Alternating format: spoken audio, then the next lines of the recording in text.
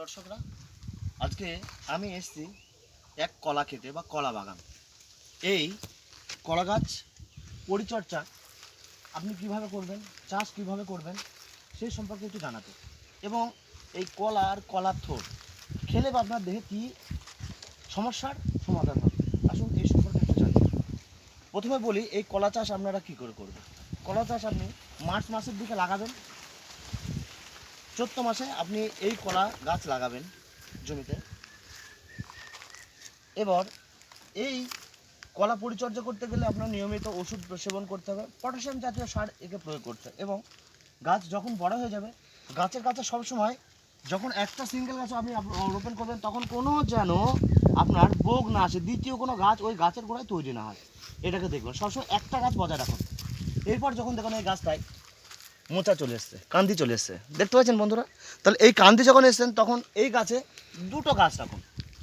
মানে যতক্ষণ কান্তি না আসছে ততক্ষণ কিন্তু এই গাছ, এই ছোটো ছোটো বোক বা ছোটো ছোটো গাছ আপনি রাখবেন না গাছের গোড়ায়, কারণ এতে আপনার ওই যে কলার যে মোচা বা কান্দি ওটা ছোট হবে যদি দুটো তিনটে গাছের কাছে গাছ থাকে।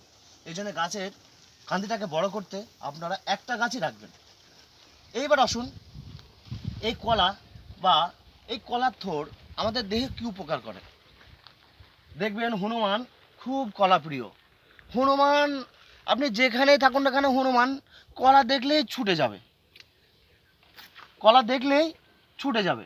তো এই কলা খেলে কি আসবে, যেমন আপনি পেটের বিভিন্ন সমস্যা, যেমন কোষ্ঠকাঠিন্য বলুন, বা আপনি আপনার দেহে কোনো সমস্যা, তো এই কলা খান।